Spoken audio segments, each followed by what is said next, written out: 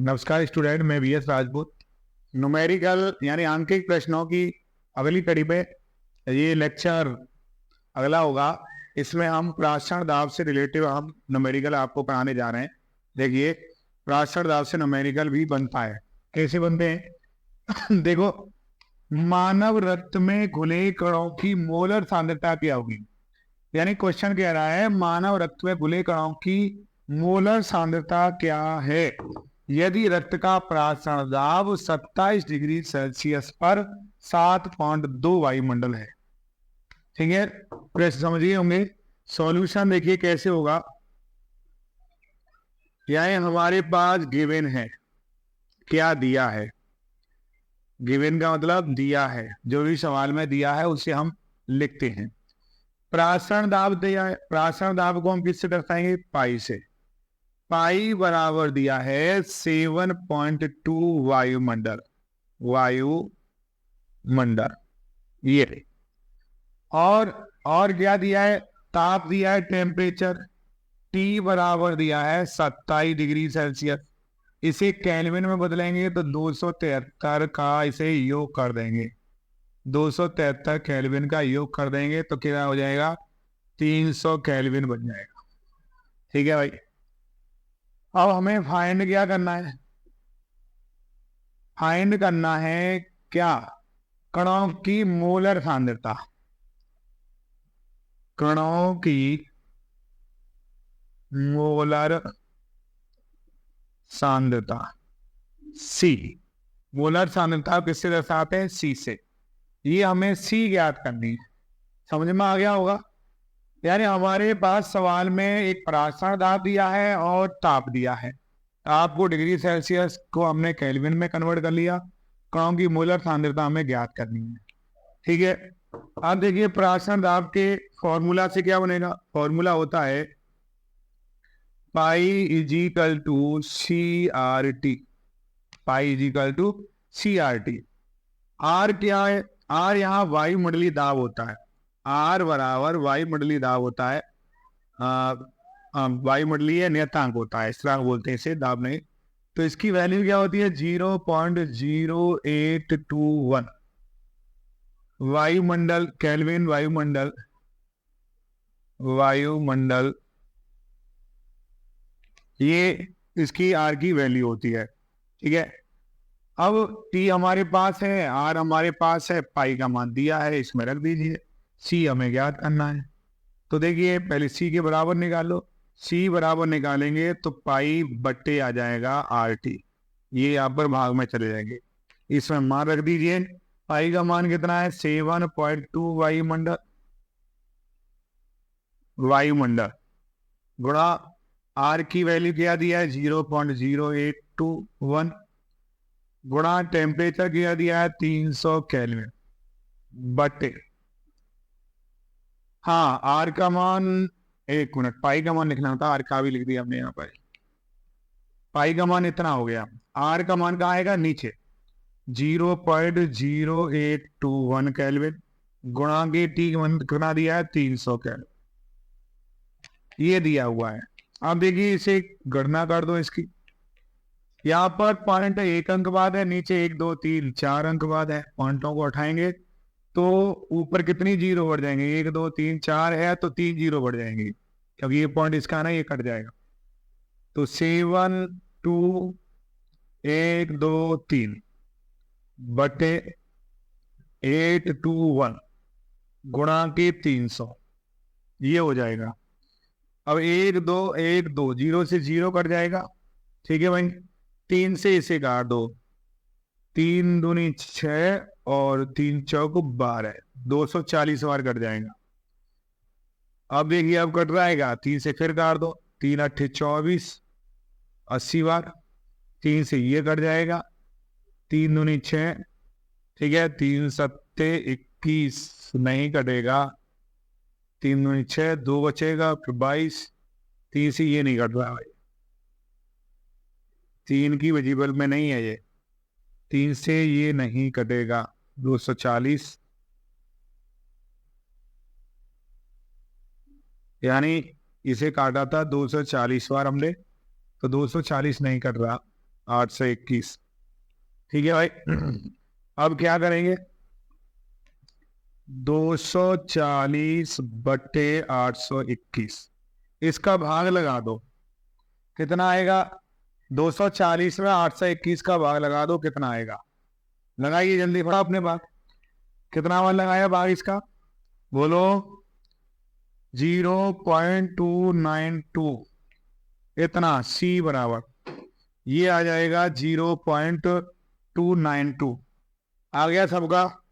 बोलिए भाई, इतना सबका आ गया होगा, क्योंकि सी क्या है यहाँ पर? सांद्रता। सांद्रता किसमें होती है? मोलर में। तो ये इतने मोल इसके आ जाएंगे, इसकी सांद्रता की 0.292। इसका स्क्रीनशॉट ले सकते हैं, मैं डाल दूं। चलिए नेक्स्ट सवाल। क्वेश्चन है आपका 30.0 ग्राम C6H6 यानी बेंजीन में 0.3 ग्राम एसिटिक अम्ल को घोलने पर बने विलयन का हिमांक 0.45 डिग्री सेल्सियस कम हो जाता है। तो वान टॉप गुणांक की गणना कीजिए। यहाँ पर आपको क्या निकालना है? वान टॉप गुणांक, क्योंकि कभी कभी वान टॉप गुणांक से भी सवाल बन जाता है प्राशन दाम में। तो आपको क्या करना है? वान टॉप गुणांक। अब देखिए यहाँ पर ये प्राशन दाब का नहीं है, ये है हिमांक के अवनमन का। हिमांक के अवनमन में वान टॉप गुणांक की गणना करनी है आपको। कैसे करेंगे? देखो सॉल्यूशन, यानी हमारे पास गिवन है, क्या है? देखिए दिया है यहाँ पर, हम मान लेते हैं कि बेंजीन यानी 30.0 ग्राम बेंजीन में 0.3 ग्राम एसिटिक अम्ल घुला है। तो एसिटिक अम्ल क्या हो गया? विलय हो गया। और बेंजीन क्या हो गया? विलायक। हम मान सकते हैं, माना C6H6 बराबर A और CH3COOH बराबर क्या? B। तब WA बराबर हो जाएगा 30.0 ग्राम, WB बराबर हो जाएगा 0.3 ग्राम। ठीक है भाई। विलयन का हिमांक में कमी यानी डेल्टा TF बराबर दिया है 0.45 डिग्री सेल्सियस। तो इसका और KF का मान दिया है, KF बराबर दिया है 5.12 केल्विन किलोग्राम प्रति मोल। ये हमको फाइंड करना है, क्या करना है? फाइंड करना है वान टॉप गुणांक। वान टॉप गुणांक इसे आई से दर्शाते हैं। वान टॉप गुणांक को इससे दर्शाते हैं आई से। ये आपको निकालना है। तो देखिए हिमांक का अवनमन का फॉर्मूला होता है delta TF equal to KF गुणा के WB गुणा के 1000 बटे MB गुणा के WA N ग्राम। ठीक है। अब हमें MB निकालना है। पहले क्या निकालना है? MB बेंजीन का प्रेक्षित आणविक द्रव्यमान बोलेंगे इसे। तो यहां लिख सकते हैं बेंजीन का प्रेक्षित आणविक द्रव्यमान, आणविक द्रव्यमान यानी MB बराबर KF गुणा के WB गुणा के 1000 बटे डेल्टा TF गुणा के WA। इसमें मान रख दीजिए। क्या करो? इसमें मान रख दीजिए। यानी MB बराबर हो जाएगा, KF कितना दिया है भाई? 5.12 केल्विन किलोग्राम प्रति मोल। WB कितना दिया है? 0.3 ग्राम गुणा के 1000 बटे डेल्टा TF क्या दिया है? 0.45 डिग्री सेल्सियस गुणा, हाँ भाई, और WA कितना दिया है 30 ग्राम। ठीक है, अब देखिए ग्राम से यहाँ पर ग्राम को काट दो, ग्राम की जगह पर सॉरी किलोग्राम आ जाएगा, क्योंकि ये ग्राम को किलोग्राम में चेंज हो गया है, 1000 का गुणा कर दिया है, इसलिए यहाँ पर 30 ग्राम की जगह 30 किलोग्राम आ जाएगा, किलोग्राम से किलोग्राम कट जाएगा। ठीक है, अब देखिए कौन क्या कट रहा है, इस जीरो से ये जीरो काट दो, कट गया, इस पॉइंट से इस पॉइंट को काट दो, कट गया पॉइंट। ठीक है, इस 3 से इसे काट दो, 0.1 बार, ये कट गया। और क्या रह रहा है 45 है, यहाँ पर 500 बार है, तो ये आप काट दो 5 नाम 45 5 से, और इसे काट दो 5 दूनी 10 20 बार।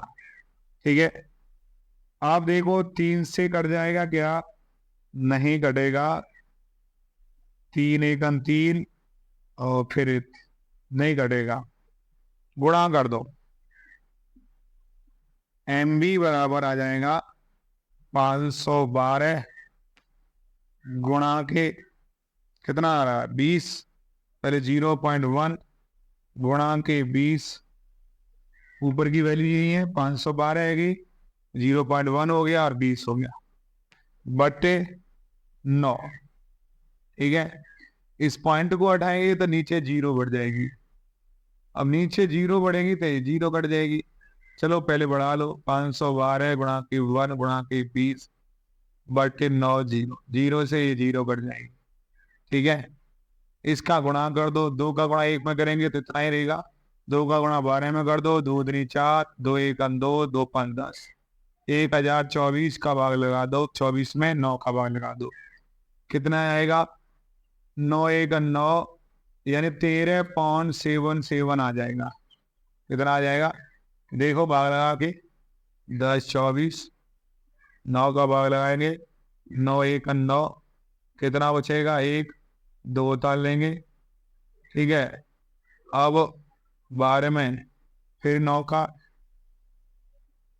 एक बार जाएगा, 9 एक 9, कितना बचेगा 2 बचेगा, 12 में से 3 बचेगा, कितना बचेगा 3, कितना उतार लेंगे 4, अब कितनी बार जाए 9 3 27, 113, सॉरी 9 3 27, 27 घटा दीजिए इस वजह से, 14 में 7 जाएंगे, 7 बचेंगे, अब पॉइंट लगा दो 0 आ जाएगा, फिर कितनी जाएगा 9 7 63, 7 बार 9 7 63, फिर 7 बचेंगे, फिर 9 7 63, यानी 113.77 बार। तो इसका जो प्रेक्षित यानी प्रेक्षिक आणविक द्रव्यमान है वो कितना आ जाएगा, MB बराबर 113.77 आ जाएगा, 77 आ जाएगा। इतना आपकी समझ में आ गया होगा। ठीक है भाई, इसका स्क्रीनशॉट ले लो, जल्दी मैं मिटा लूंगा, पहले आगे बढ़ा देता हूं। अब देखिए वांट ऑफ गुणांक निकालना है आपको, तो यहां पर वांट ऑफ गुणांक, वांट ऑफ गुणांक I बराबर होता है बेंजीन का प्रेक्षित मान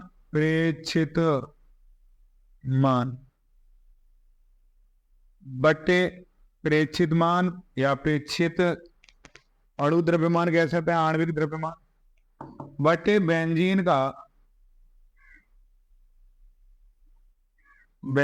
का वास्तविक मान। क्या आ जाएगा, बेंजीन का उल्टा लिख दिया हम, यहां पर आएगा बेंजीन का वास्तविक मान, वास्तविक या सामान्य मान, वास्तविक द्रव्यमान, चलो वास्तविक मान ही लिख दो, और यहाँ आ जाएगा बेंजीन का प्रेक्षित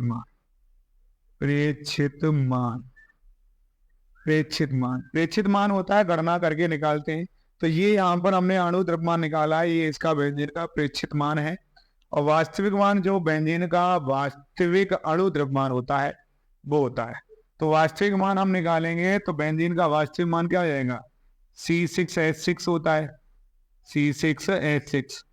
तो इसका अणु द्रव्यमान निकालेंगे तो कितना हो जाएगा, 6 कार्बन है, एक का 12 होता है, प्लस 6 हाइड्रोजन, 12×6 = 96, प्लस के 6 कितना हो जाएगा, 102। कितना हो जाएगा, 102। ठीक है।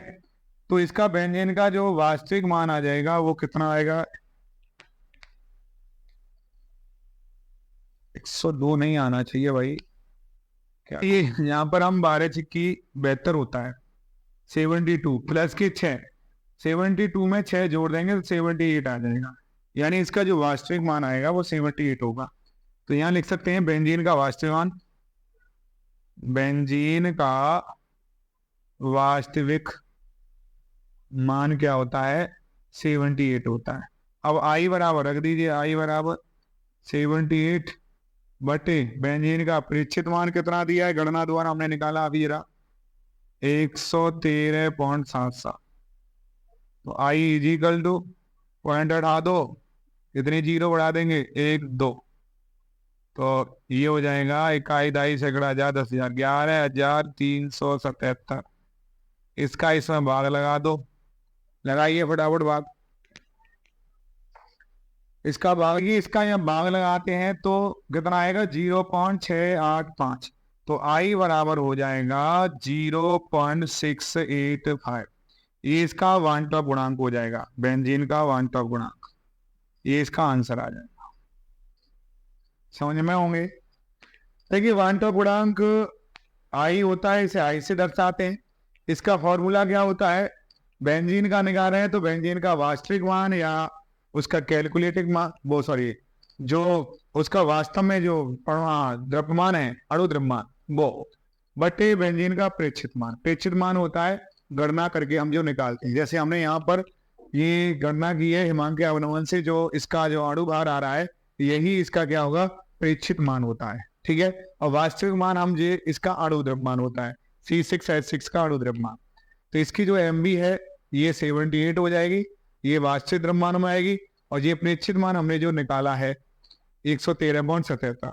अगर इसे इसमें रख देंगे तो इसका भाग लगाएंगे तो कितनी बार जाएगा, 0.685, यानी इसका वन टॉप गुणांक कितना आ जाएगा, 0.685 आ जाएगा। ठीक है, ये आपके सवाल हो गए। आज देखिए नेक्स्ट सवाल है 8वां, जल का आपेक्षिक घनत्व 1 मानते हुए शुद्ध जल पे H2O की मोलरता ज्ञात कीजिए। देखिए ये भी क्वेश्चन कई बार आ चुका है, इसलिए मैंने ये भी शामिल किया है इसमें। तो कैसे करेंगे सॉल्यूशन, जल का आपेक्षिक घनत्व दिया है, आपेक्षिक घनत्व D बराबर 1 ग्राम प्रति ml, यानी 1 ml में 1 ग्राम घुला हुआ है। क्या है, 1 ग्राम में 1 ml घुला हुआ है। तो इसकी सांद्रता क्या होगी, जल की सांद्रता, अतः जल की सांद्रता, जल की सांद्रता, जल की सांद्रता क्या हो जाएगी, जल की सांद्रता हो जाएगी 1000 ग्राम प्रति लीटर। कैसे हो जाएगी, क्योंकि 1 ग्राम 1 ml में घुल रहा है, तो 1 लीटर में कितने ग्राम घुल जाएगा भाई, 1000 हो जाएगा ना, किलोग्राम में बदलेंगे तो इसलिए 1000 ग्राम लीटर हो जाएगा जल की सांद्रता। ठीक है। तो जल का अणु द्रव्यमान क्या हो जाएगा, जल का अणु भार, जल का अणु भार कितना हो जाएगा, जल का अणु भार यानी H2O होता है, 16 किसका हो गया, ऑक्सीजन का, हाइड्रोजन कितना हो गया 2, कितना हो जाएगा 18, यानी जल का अणु भार हो जाएगा 18 ग्राम प्रति मोल, ये हो जाएगा। ठीक है। तो ये जल का अणु भार हो जाएगा। अब हमें निकालना क्या है, मोलरता ज्ञात करनी है। तो जल की मोलरता, H2O की मोलरता बराबर हो जाएगा जल की सांद्रता, जल की सांद्रता बटे जल का अणुभार, जल का अणुभार। निकाल लीजिए। जल की सांद्रता कितनी है, 1000 ग्राम प्रति लीटर, बटे जल का अणुभार कितना, 18 ग्राम प्रति मोल। ठीक है, ग्राम से ग्राम कट जाएगा, 18 का इसमें भाग लगा दो भाई, कितना आ जाएगा, लगाइए फटाफट बात। तो भाग लगाने पर कितना लगाया है, 55.56 मोलर आ जाएगा। यानी इसकी मोलरता इतनी आ जाएगी, जल की मोलरता आ जाएगी 55.56 मोल। तो इस तरीका से हम इसकी मोलरता ज्ञात कर सकते हैं। तो ये तो थे मोस्ट इम्पोर्टेंट सवाल जो अब तक आने की संभावना रहती है। इसी प्रकार सवाल आएंगे, इन पर आप फोकस कीजिए, इनका आप घर पे लगाइए, इन्हें बार बार अभ्यास कीजिए। सवाल ऐसे ही आएंगे और यहीं से आएंगे।